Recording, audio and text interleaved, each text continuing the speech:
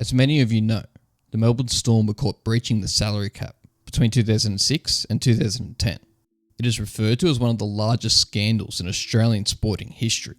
They breached the cap by a reported $1.7 million, and it resulted in the Storm being stripped of 2 premierships, 3 minor premierships, and had to pay a total of $1.7 million in fines. But what actually happened? How did they get caught? And who was to blame for the breaches? This is the truth about the Storm's salary cap breach. A lot of the information in this video comes from the book Storm Cloud, written by Paul Kennedy. This contains a lot of behind the scenes knowledge from the Melbourne Storm's operation. A link to his book and all other sources used in this video are in the description. The first signs of the salary cap breach from this saga was in 2006 during the Storm's finals campaign. Brian Waldron was the Storm's CEO at the time, would write an email to Ian Schubert, who at the time was the NRL's salary cap auditor. He was in charge of making sure all clubs were complying with the salary cap. Brian asked permission to pay some of the athletes outside of the salary cap for their role in helping to develop the game in Victoria. The funds were set to be paid by a charity named Unity Foundation, which at the time was helping run the Storm's development program. Brian would propose paying 5 of the players a combined total of $130,000 per season, with the highest being Greg Inglis at $40,000 per season. These payments were supposedly for charity work. What Brian would leave out when contacting Schubert is that the money was already committed to the players through their deals. Schubert would refuse the payments, but Brian would tell people differently and said to his executive team that the league had approved the payments. Brian made a mistake, so how was he going to pay the players the money that he owed them? He couldn't pay them legally or legitimately, but he decided to roll the dice on the fact that he wouldn't get caught by Ian Schubert. This is the foundation for the salary cap saga. He then told the chief financial officer at the time, Cameron Vale, to pay part of the money offered in the letters through the Unity Foundation. Brian Waldron came from the AFL club St Kilda, where he was the CEO, and Cameron Vale was brought to the Storm club by Waldron from St Kilda, and Cameron might have felt that he owed him something because he was loyal to him. He agreed to pay the players, even though he knew it was wrong to do it outside of the salary cap. The Unity Foundation charity was dedicated to helping improve the lives of Indigenous youths, and their programs were extremely successful at the time, especially when Greg Inglis was around.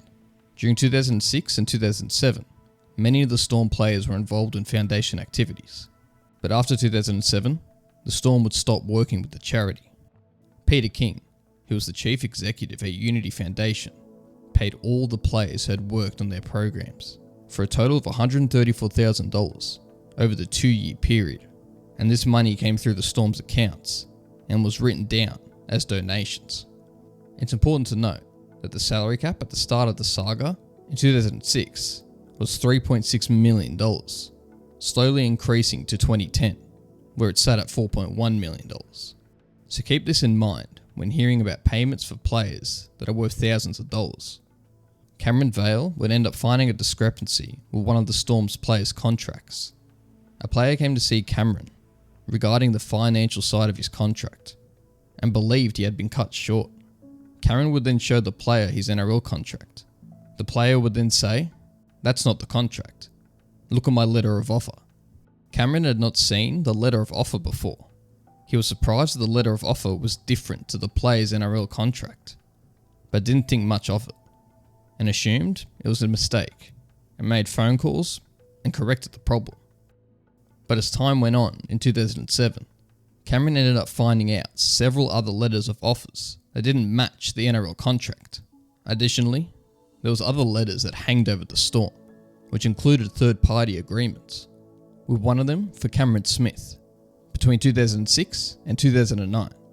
This letter was unsigned and stated he would receive an additional undisclosed amount of $50,000 through third parties, but didn't state where the money would come from. The Storm Club were also being pressured by other high-profile players' managers for an increase in salary, such as Greg Inglis and Billy Slater.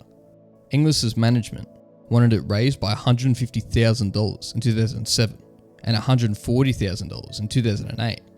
Slater's management wanted a substantial long-term deal Cameron would end up finding discrepancies with the contracts and the letters of offers, and calculated a salary cap breach of $167,667 if the letters of offer and the NRL contracts were paid out in full. The Storm had to figure out the problem. Additionally, within the letters, they were also overpaying with development costs. One option was to confess to the league about the development money and cop a fine, or they could cut some of their star players loose to make room under the cap. But the Storm didn't like either option, and they certainly didn't want to lose any of their big four. They had developed their star players within their own walls and had not gotten them from other clubs. So they thought, why should they cut them loose? The Storm had thought the other clubs were cheating the salary cap, so why couldn't they? Not admitting anything to the salary cap auditor was a fairly easy task to do. However, Brian decided to resolve this by shifting money from players, known as contract variations, which is legal and fine to do. He moved money from 7 of the club's players, decreasing their salary for 2007 and giving them the extra salary in 2008, shifting a total of $100,000 between all 7 players. The players were all in agreement with the variations. They had just lost to the Broncos in the 2006 Grand Final and were hungry for success. They knew taking a slight pay cut to keep all their players would give them the best chance of winning a premiership. With the funds being shifted and moving around a few other pieces, in the club's 2007 salary cap declaration, they stated that it was expected to come in $71,223 under the salary cap. Brian would sign the declaration that verified the figures. Cameron Vale didn't need to sign it, and it was clear to him that Brian was going to keep paying players outside the cap to keep the team together. In the middle of 2007, Cameron Vale would calculate the Storm's salary cap for 2008, and he calculated that they would be over by $150,000. This didn't include the letters of offer. So the Storm came up with a new method to pay the players. They proposed a strategy that involved using credit cards and redeeming points for them and turning them into vouchers for personal household items to give to the players. One player had already received this benefit, but Cameron wasn't positive that this was allowed by the NRL, so he emailed Schubert in regards to this ruling. In Schubert's response email, he said, "These are a benefit and are an included item in the salary cap." Cameron would then email this to Brian and Peter O'Sullivan, who was the general and recruitment manager of the club at the time. O'Sullivan wasn't too happy with this and would end up responding with an emotional 700-word email asking why he would bring this to Schubert's attention. He hadn't picked up on it before. He said, "With all good intentions, you are making it more difficult by the day to keep our squad together and keep our good young kids in our system. We can't cheat like other clubs, so we need to be creative and bold in our attempt to hold our club together." The rest of the lengthy email was kind of a plea for help with the pressure of keeping players. This response email was copied to several staff members of the Storm, including Brian Waldron and Craig Bellamy.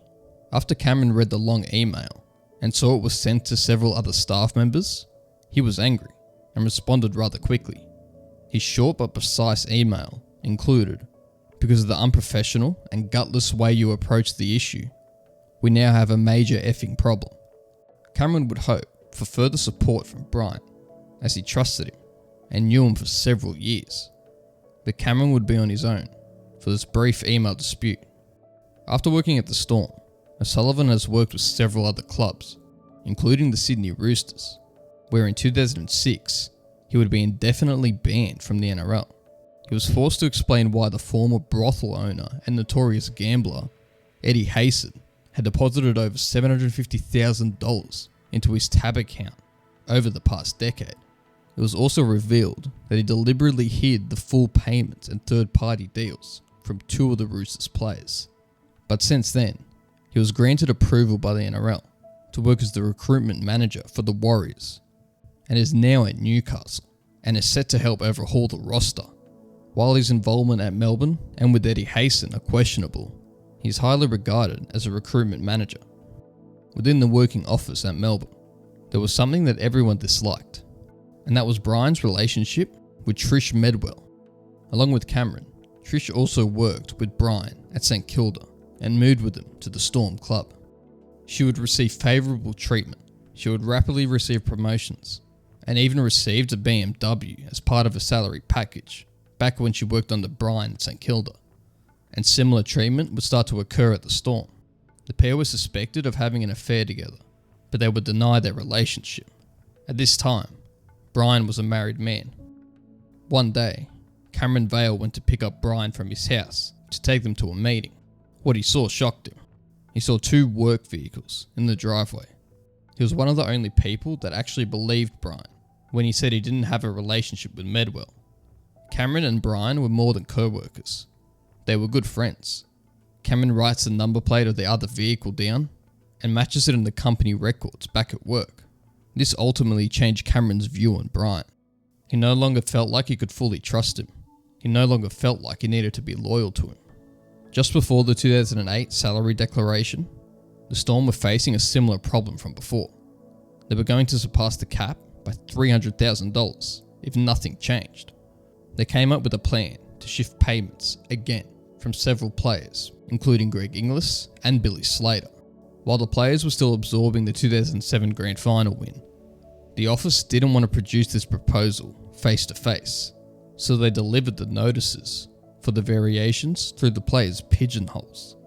The players would end up refusing the payment variations.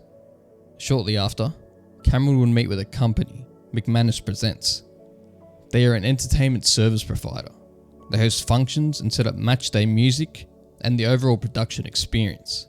The Storm had now agreed to work with this new entertainment provider. Brian and Cameron would send players over to McManus Presents to receive payment, a new way they discovered to cheat the salary cap. Cameron would still be carrying out Brian's requests. Ever since Brian broke his trust with the whole Medwell situation, he had slowly started searching for other roles and found a job at the North Melbourne Football Club in the AFL.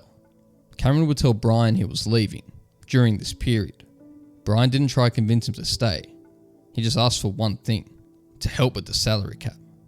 Due to the players refusing their payment variations, Brian had to try something else. But on the 13th of March 2008, he approved the variations of the contracts of several players, including Smith, Cronk, Inglis, Croker, and Hoffman, with the average reduction for each player being $35,000 per year. The players would still end up receiving the money, but from McManus Presents. This way, it wouldn't show up on the salary cap. In 2008, when Melbourne re-signed Greg Inglis, it ended up becoming a major issue for the club.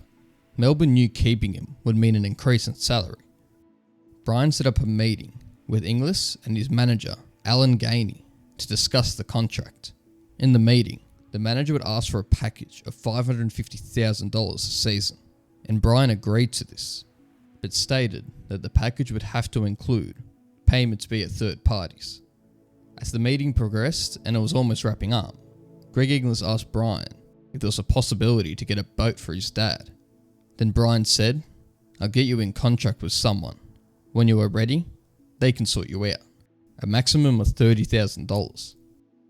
Inglis's manager will get a list of items offered in the contract, which would include $550,000 per season, a vehicle, payments still owed to Inglis from 2007, a boat for his dad, a $33,000 cadetship at the Unity Foundation, also including extra incentives for winning awards including the Dally M Medal and the Clive Churchill Medal, and also family airfares."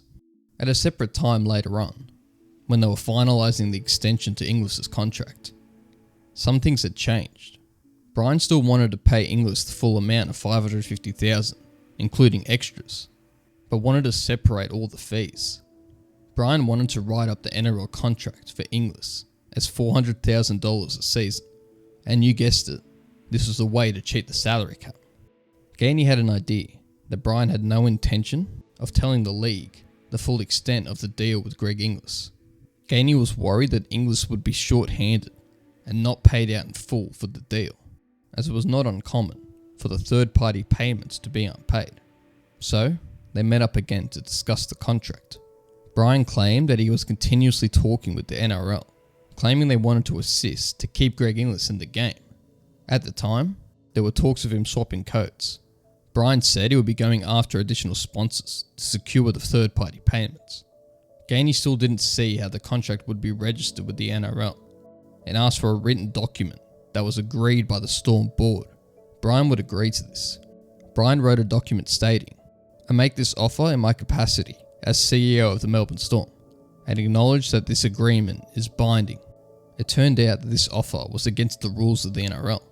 By the end of 2008, Greg Inglis, Craig Bellamy, Cameron Smith, Cooper Cronk, amongst several other players, had all secured long-term deals with the Storm.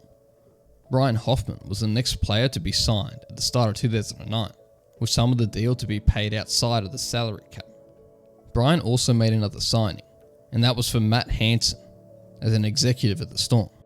Matt Hansen played the role that Cameron Vale played after he left as Chief Financial Officer, and several things would stick out for Hansen in regarding the salary cap. It surprised him how the club had pretended to vary contracts and also promised to pay the players anywhere they can through third parties. He originally discovered the cap breaches when he found a file that had the NRL contracts and the letters of offer. He easily spotted that not all of them matched. As he was so new to the club, he didn't want the club to suffer any sanctions, so he would separate the contracts and the letters. Both of these would become the main piece of evidence against the Storm. Matt Hansen originally planned to leave the club after a few months, as he was brought in to help temporarily steer the ship, but he was convinced by Brian to stay if his role shifted to purely help the Storm get to their new stadium. At the time, the club was about to move into the new rectangular stadium. Hansen would later have two regrets, one of them being agreeing to help Brian at the start, and the other one being not going through with his original plan to leave. With the spot for Chief Financial Officer still open, a new man would take the spot, named Paul Gregory. Everything started off great for him. It was everything he could have dreamed of from a club, but it didn't take him long to see something was wrong. He discovered the overpayments, and it didn't sit well with him, just like Matt Hansen before him and Cameron Vale before him. Ian Schubert, the NRL salary cap auditor, would give Gregory a call and ask him for all the transaction records that happened between the Storm and all McManus Presents entities. This wasn't a normal request. By this time, a lot of people knew about the third-party payments, and Gregory thought that Schubert may have been informed. Hansen would be told of this, and he would inform Brian. They determined that some of the invoices that were named consulting fees for McManus companies would raise some questions. So they created another set of bills and renamed the vague consulting fees to things more specific, such as promotional fee for Masquerade Ball, event management, production staff, Rogue Traders appearance fee, MC, DJ, and other entertainment. They changed several consulting fee bills used to pay the players in hopes to cover their tracks. They sent those off to Schubert, and with him investigating, they knew they couldn't pay the players through McManus anymore, so Brian was trying to find other third parties to pay him. Gregory and Hansen were both considering jumping ship, but Brian was saying he might be leaving soon, which convinced Gregory to stay in the hopes of a promotion. It was soon announced that Brian would be going to the Melbourne Rebels to be the CEO of the club. Matt Hansen would be assigned as interim CEO for 3 months until they find an official one. When Brian left, he handed Hansen some letters and told him to keep them at home. Once Hansen read them, he discovered that the club owed players $750,000 outside of the salary cap for 2010. This is obviously a major issue. With Schubert following their trail, he started to get closer at the beginning of 2010. Schubert would meet with McManus Presents and found that a small group of players were employed by McManus Presents. He also met with Brian Morris, who was the representative of the Melbourne Olympic Park, finding Schubert another breakthrough. At this time, Hansen knew everything was about to come crashing down around him, and over the next few days, he would start informing people of the situation, and word started to spread throughout the company. Eventually, in the early morning, on the 22nd of April, word would end up spreading that the Storm were about to be busted big time. There ended up being a few gamblers that placed bets that the Melbourne Storm would get the wooden spoon in 2010. Hunter would eventually need to face the NRL head on at their main office, where he was met by a crew of NRL lawyers, Schubert staff, and NRL public relations managers. He told them that McManus Presents had paid players on behalf of the Storm, and that in 2010 they were over the cap by at least $700,000, and also that there were side letters for 3 players, Greg Inglis, Cameron Smith, and Billy Slater. Later on, the NRL held a conference, and Gallum said, "The Storm have confessed to a well-organised system of paying players outside the cap, and what we know, this amounted to be $1.7 million over the past 5 years. The elaborate lengths they went to hide the payments was quite extraordinary." Brian Waldron, who was at the time just starting as the CEO of the Melbourne Rebels Rugby Union Club, would resign from his new role, and his old club at the AFL, St Kilda, would be investigated by the AFL, as he was there for 3 years.